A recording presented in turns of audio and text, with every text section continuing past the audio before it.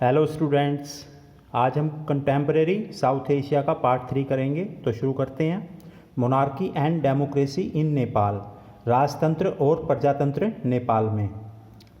Nepal was a Hindu kingdom in the past. अतीत की बात करें, पास्ट की बात करें तो नेपाल एक हिंदू साम्राज्य था।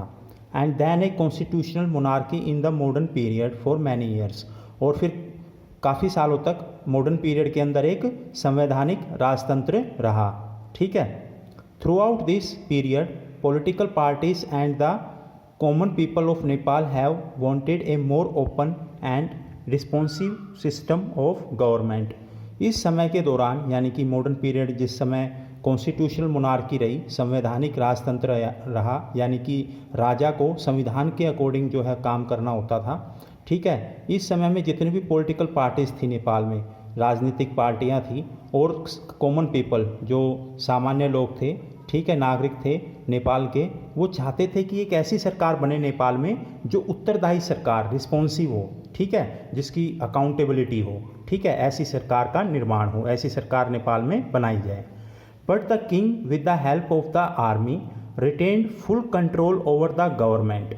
लेकिन जो राजा था वो ऐसा नहीं होने देता था नेपाल का, वो क्योंकि उसके हाथ में सारा का सारा कंट्रोल था आर्मी का, और पूरी पावर थी उसके पास, और ऐसी कोई भी कोशिश जो कि रिस्पॉन्सिव सिस्टम ऑफ गवर्नमेंट बनाने की तरफ की जाती थी उसको दबा देता था वो। ठीक है।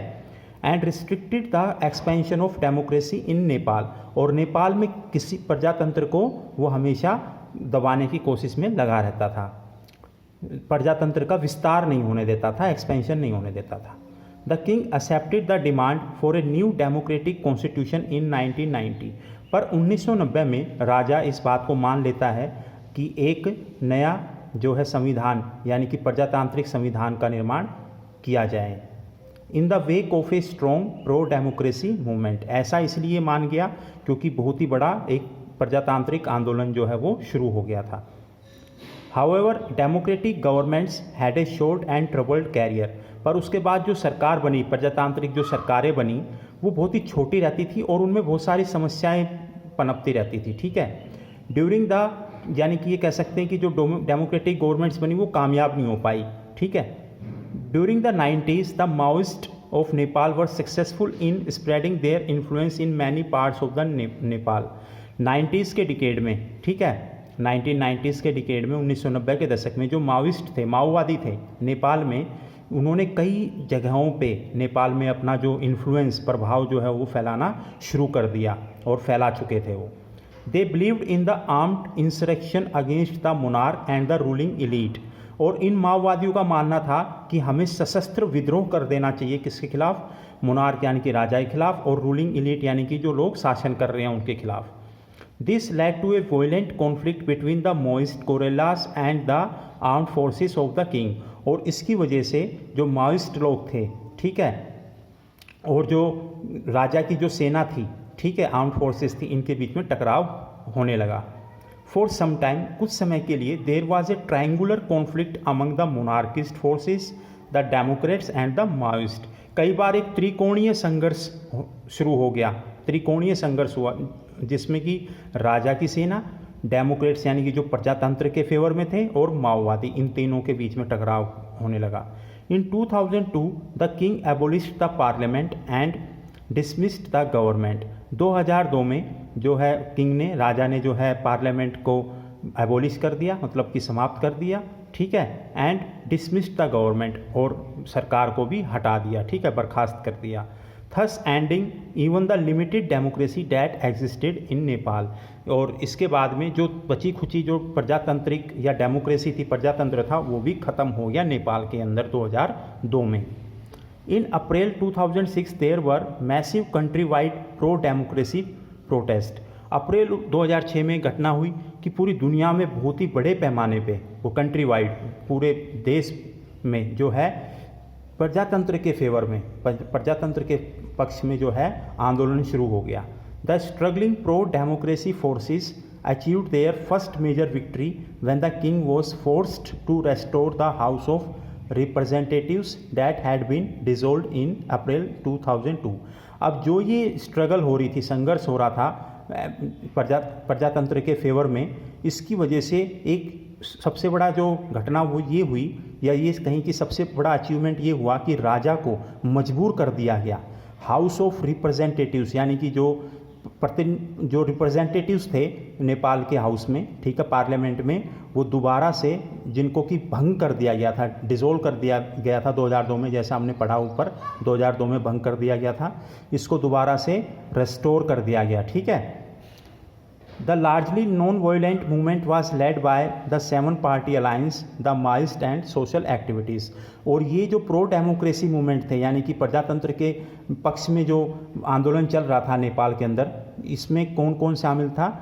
अहिंसा, यानी कि हिंसा बिल्कुल भी यूज़ नहीं हुई थी, नॉन वायलेंट मूवमेंट था। इस सेवन पार्टी अलायंस के द्वारा चलाया गया, जिसमें कि माओवादी भी थे और जो सामाजिक कार्यकर्ता हैं वो भी थे, और सेवन पार्टी अलायंस 7 पार्टियां भी थी। इन तीनों ने मिलकर के ये प्रो डेमोक्रेसी चलाया, जिसकी वजह से राजा को मजबूर कर दिया गया दोबारा से रिस्टोर करने के लिए house of representatives. Nepal's transition to democracy is almost complete. अब नेपाल जो है एक तरह से पूर्ण रूप से एक प्रजातांत्रिक देश बन गया था। Nepal has undergone a unique movement in its history because it's formed a constitutional assembly. और नेपाल जो है पूर्ण रूप से एक बदलाव या ट्रांसफॉर्मेशन के थ्रू जो है वो गुजरा, और एक बहुत ही यूनिक मूवमेंट उसके इतिहास में नेपाल के में जब आया, जब नेपाल ने जो है संविधान सभा को एक गठित की, किसके लिए? संविधान बनाने के लिए, ठीक है, नेपाल का संविधान बनाने के लिए संविधान सभा का गठन किया गया। Some sections in Nepal thought that a nominal monarchy was necessary for Nepal to retain its link with the past।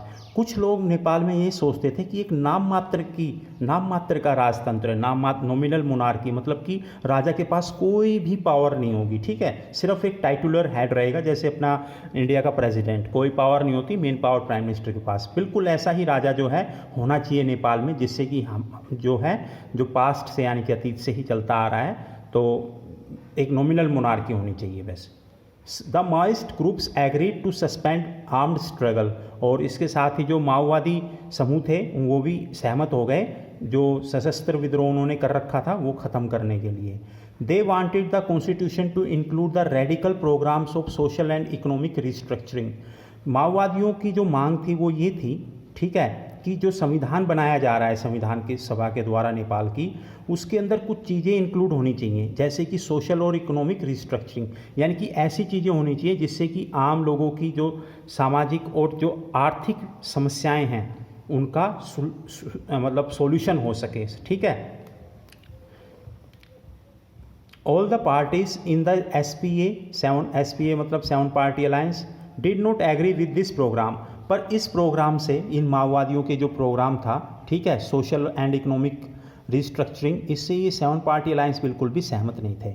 The Maoist and some other political groups were also deeply suspicious of the Indian government and its role in the future of Nepal. और ये जो माओवादी जो समूह थे, ये कहीं ना कहीं इनको थोड़ी बहुत शक था, ठीक है, या सस्पिशियस थे, किसके? इंडियन गवर्नमेंट, भारतीय सरकार के भूमिका में नेपाल के भविष्य में। उनका ये मानना था कि भारत सरकार जो है कहीं ना कहीं हस्तक्षेप कर रही है नेपाल के कामों में, ठीक है, इन माओवादियों का ये मानना था, ठीक है। In 2008 Nepal became a democratic republic after abolishing the monarchy. 2008 में नेपाल एक जो है प्रजातांत्रिक गणतंत्र जो है बन गया, और मोनार्की को एबोलिश कर दिया गया, समाप्त कर दिया गया, ठीक है, राजतंत्र को 2008 में ख़त्म कर दिया गया। इन 2015 it adopted a new constitution, और 2015 में नेपाल ने एक अपना नया संविधान जो है वो अपना लिया, ठीक है। तो नेपाल की ये कहानी थी। अब बात करते हैं एथनिक कॉन्फ्लिक्ट एंड डेमोक्रेसी इन श्रीलंका। संजातीय संघर्ष और प्रजातंत्र श्रीलंका के अंदर। We have already seen that Sri Lanka has retained democracy since its independence in 1948। हम देख चुके हैं कि भारत की ही तरह श्रीलंका भी जो है अपनी जो डेमोक्रेसी को, ठीक है, प्रजातंत्र को मतलब कायम रखने में कामयाब रहा 1948 से, ठीक है, जब से वो आज़ाद हुआ। But it faced a serious challenge, पर इसको काफ़ी मतलब भयंकर जो चैलेंज कह सकते हो, मतलब चुनौतियों का सामना करना पड़ा। नॉट फ्रॉम द मिलिट्री और मोनार्की, ना तो सेना से ना ही राजतंत्र से, but rather from ethnic conflict leading to the demand for secession by one of the regions. लेकिन संजातीय संघर्ष की चुनौती थी श्रीलंका के सामने, और इस संजातीय संघर्ष की वजह से देश का बंटवारा जो है वो होना निश्चित हो गया था। ठीक है, अब वो कौन सा हिस्सा था देखते हैं, कौन सा क्षेत्र था जो सेसेशन यानी कि अलग होने की बात कर रहा था। After its independence politics in Sri Lanka, it was then known as Ceylon. तो आज़ादी के बाद में जो राजनीति थी श्रीलंका के अंदर, उस समय श्रीलंका जब आज़ाद हुआ उस समय इसको सिलोन के नाम से जानते थे, was dominated by forces that represented the interest of the majority Sinhala community. तो उस समय जो श्रीलंका की जो राजनीति थी या सरकार थी, वो सिर्फ और सिर्फ वहाँ की जो बहुसंख्यक समुदाय था, जिसका जो सिन्हाला थी, सिन्हाला समुदाय, इसी के ही हितों इंटरेस्ट की जो है देखभाल करता था, इसी के बारे में सोचा जाता था, सब सरकार इसी के बारे में सोचती थी। They were hostile to a large number of Tamils who had migrated from India to Sri Lanka. पर ये जो सिन्हाला कम्युनिटी थी या ये कहीं वहाँ की जो सरकार थी, उनका एकदम हॉस्टाइल रवैया था, अच्छा रवैया नहीं था। किनके प्रति? तमिल्स के प्रति। ये वो तमिल्स हैं जो कि श्रीलंका, इंडिया से श्रीलंका में जो है माइग्रेट हुए थे किसी समय, एंड सेटल्ड देयर, और वहाँ पर जो है सेटल हो गए थे। ठीक है, this migration continued even after independence, और ये जो माइग्रेशन है ये देश आज़ाद होने के बाद भी जो है जारी रहा, कॉन्टिन्यू रहा। The Sinhala nationalist thought that Sri Lanka should not give concessions to the Tamils. अब जो सिन्हाला समुदाय के जो राष्ट्रवादी लोग थे, उनका ये मानना था कि श्रीलंका को किसी भी तरह के कंसेशंस यानी कि श्रीलंका को किसी भी तरह के रियायतें इन तमिल्स को नहीं देनी चाहिए, because Sri Lanka belongs to Sinhala people only, क्योंकि इनका मानना था कि जो श्रीलंका है वो तो सिर्फ सिन्हाला लोगों का ही है। ठीक है, the neglect of Tamil concerns led to militant Tamil nationalism, और इसकी वजह से यानी कि जो तमिल लोगों की मतलब उपेक्षा की वजह से इनके ऊपर कोई भी इनकी देख रेख नहीं कर रहा था, इनके बारे में कोई नहीं सोच रहा था। ठीक है, इसकी वजह से एक सैन्य विद्रोह जो है या फिर मिलिटेंट तमिल नेशनलिज्म, जो कि तमिल राष्ट्रवाद का जो है वो जन्म हुआ। ठीक है, from 1983 onwards the militant organisation the Liberation Tigers of Tamil Eelam यानी कि LTTE 1983 से जो ये मिलिटेंट ऑर्गेनाइजेशन था, ठीक है, LTTE बोलते हैं जिसको, has been fighting an armed struggle with the army of Sri Lanka and demanding Tamil Eelam. और ये 1983 से जो है LTTE जो है एक नए राष्ट्र की मांग कर रहा है श्रीलंका से, जिसका नाम होगा तमिल एलम, और ए separate country for the Tamils of Sri Lanka, या फिर एक अलग देश श्रीलंका के लोगों के लिए। ठीक है, the LTTE controls the north eastern parts of Sri Lanka. ये जो LTTE थी, ये जो उत्तर पूर्वी भाग थे श्रीलंका पे, इन पर इसका पूरा नियंत्रण था। इनका जो LTTE का मुखिया था वो उसका नाम प्रभाकरण था, मैं बता देता हूँ आपको। The Sri Lankan problem involves people of Indian origin, and there is considerable pressure from the Tamil people in India to the effect that Indian government should protect the interest of the Tamils in Sri Lanka। तो जो Sri Lankan problem, ये जो श्रीलंकन समस्या थी सिन्हाला और Tamils के बीच में, ये कहीं ना कहीं बहुत बड़ा अफेक्ट डाल रही थी इंडिया के ऊपर, क्योंकि जो तमिल लोग थे वो भारतीय मूल के थे, और भारतीय सरकार पे यानी कि भारत की सरकार पे तमिल लोग जो थे इंडिया में रह रहे थे, तमिलनाडु में जो रह रहे थे, उनकी तरफ से बहुत ज़्यादा दबाव था, प्रेशर था। क्या प्रेशर था? कि जो भारत सरकार है वो श्रीलंका में रह रहे तमिल लोगों के हितों के बारे में सोचे, उनको उनका हित दिलाए, उनके हितों का, तमिल लोगों के जो इंटरेस्ट थे उनको प्रोटेक्ट करे, उनका बचाव करे, और जो सिन्हाला लोग हैं श्रीलंका में उनको अपनी मनमानी ना करने दे। The government of India has from time to time tried to negotiate with the Sri Lankan government on the Tamil question। और जो भारत सरकार भी हाथ पे हाथ रख कर नहीं बैठी, वो भी कोशिश करती रही कि श्रीलंका की जो सरकार है उससे कि भाई तमिल लोगों को उनका हक दो और उनका अधिकार दो, और उनके साथ जो है भेदभाव या पक्षपात मत करो। But in 1987 the government of India for the first time got directly involved in the Sri Lankan Tamil question. पर 1987 में भारत सरकार सीधे तौर पे जो है इन्वॉल्व हो गई, ठीक है, किसमें, श्रीलंका के तमिल क्वेश्चन में, श्रीलंका और तमिल मुद्दे पे सीधी की सीधी इन्वॉल्व हो गई। In India signed an accord with Sri Lanka and send troops to stabilise relations between Sri Lankan government and the Tamils. Bharat एक समझौते पे हस्ताक्षर करता है श्रीलंका के साथ, ठीक है, और अपनी सेना यानी कि ट्रूप्स जो है वो भेजता है श्रीलंका में, ताकि जो प्रॉब्लम चल रही है श्रीलंकन गवर्नमेंट और तमिल्स के बीच में उसको स्टेबलाइज, उसको नॉर्मल कर सके, उसको सोल्व कर सके, सुलझा सके। Eventually the Indian army got into a fight with the LTT, पर ऐसा नहीं हो पाया।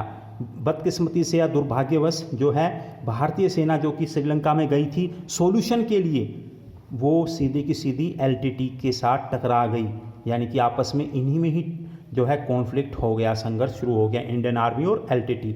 इंडियन आर्मी गई तो थी एलटीटी का सॉल्यूशन करने के लिए, पर सीधी इसी के साथ भिड़ गई।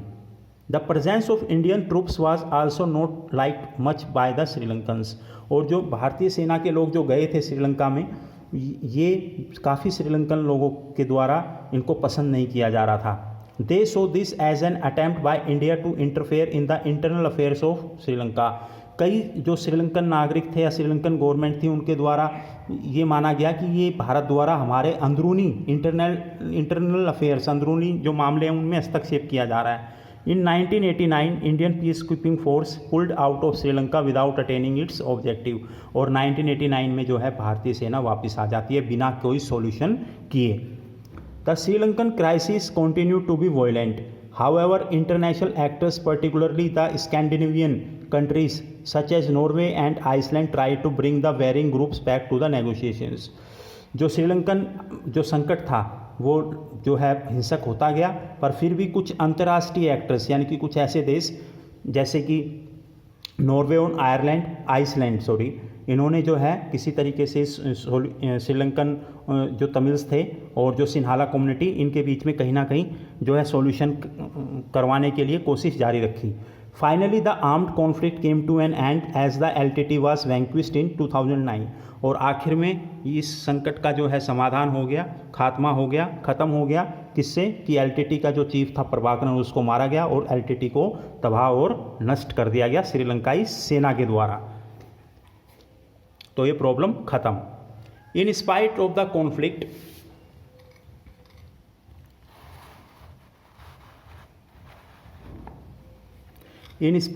कॉन्फ्लिक्ट संघर्ष होने के बावजूद Sri Lanka has registered considerable economic growth and recorded high levels of human development. इतना संघर्ष होने के बाद भी श्रीलंका जो है उसने काफ़ी आर्थिक वृद्धि की, इकोनॉमिक ग्रोथ, और काफ़ी बड़े पैमाने पे ह्यूमन डेवलपमेंट, मानव विकास भी किया।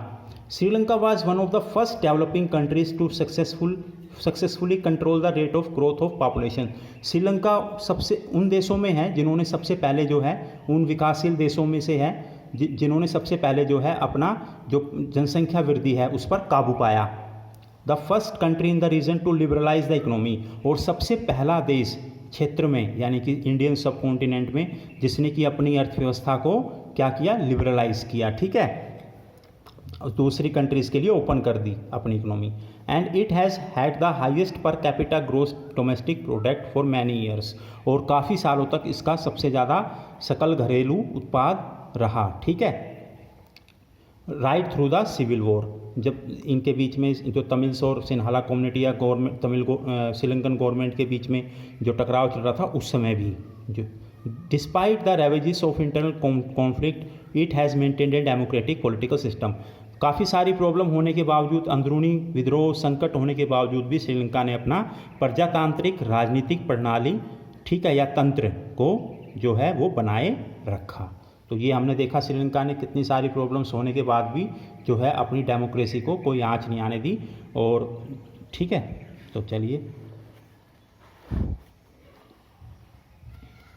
इंडिया पाकिस्तान कॉन्फ्लिक्ट्स, भारत और पाकिस्तान के मतभेद या संघर्ष या टकराव जो भी आप समझे, ठीक है। Let us now move from domestic politics and take a look at some of the areas of conflict in the international relations in this region. तो चलिए अब घरेलू राजनीति को छोड़ करके जरा अंतर्राष्ट्रीय स्तर पर इस क्षेत्र के देशों के अंदर क्या क्या मतभेद हैं वो देख लेते हैं। The post cold war era has not meant the end of conflicts. तो जो पोस्ट कोल्ड वॉर एरा यानी कि कोल्ड वॉर ख़त्म होने के बाद का जो समय था 1991 के बाद में, ठीक है, इसका मतलब ये नहीं है कि जो संघर्ष थे वो ख़त्म हो गए थे।